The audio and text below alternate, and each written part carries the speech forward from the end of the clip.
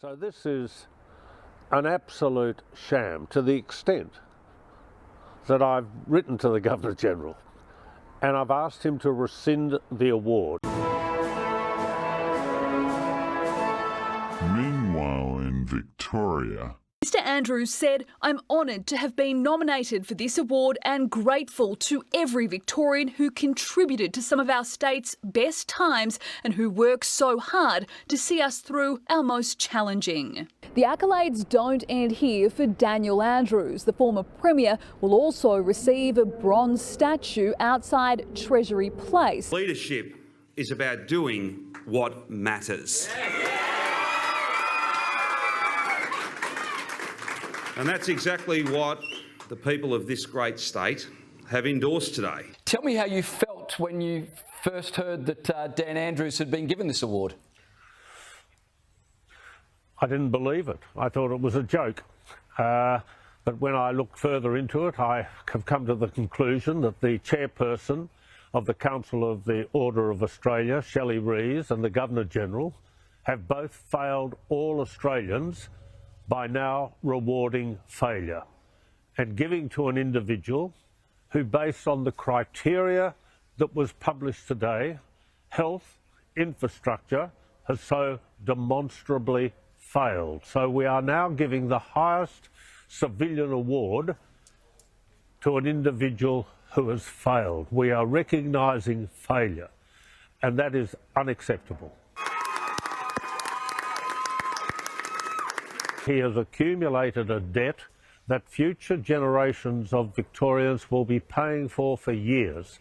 And because of the interest on that debt, the fundamental services we expect governments to provide, including health, education, law and order, are all in a parlous state. So I have today written to the Governor-General. There's no point me complaining without doing something about it. And I have asked the Governor-General to rescind this honour. I'd also like to see how this award was given, made and considered. After all, Mr Andrews only retired in September last year. I don't know who promoted his elevation. I would like to know why it took so quickly and whether in fact there has been political interference in him being granted this award. And that wouldn't be surprising, because the hallmark of Daniel's premiership was just that: political interference, overburdening the system, the democratic system as we know it. So this is a most unusual award for a character such as Mr Andrews, Who worked so hard to make possible the delivery of the agenda. I can't understand when the fundamental purpose of the orders that go under this particular program are to recognise effort, excellence, etc. And even as their own criteria, as I said to you before, Daniel has failed, dramatically failed. So why has he been given this award?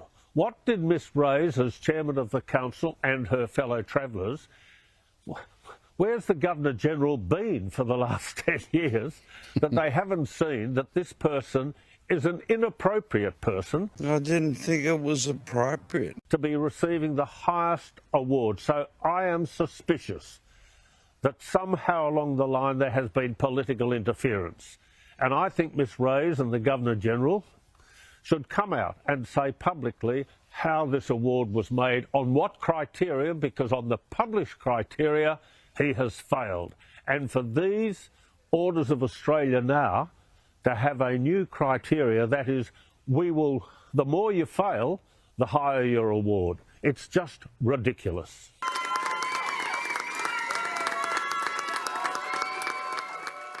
When you have a list of those who have been granted awards, there are people who have given voluntary services for years. There's people who have gone well beyond their paid employment, and of course Daniel's doing nothing but his paid employment. So other people have done charity work, etc., etc. And I have a criteria when the Secretariat from the Governor-General rings me wanting my opinion on a person whose name is before them. I always tell them, and they understand this, I will not support anyone who is being considered for an award just because of their paid employment. I will if with their paid employment they've been doing other community work as well, because there are tens of thousands of Australians who are delivering meals on wheels, who are visiting people in hospitals, who have been doing it for years. All of those deserve an award and recognition before Mr Andrews. Because Labor does what matters.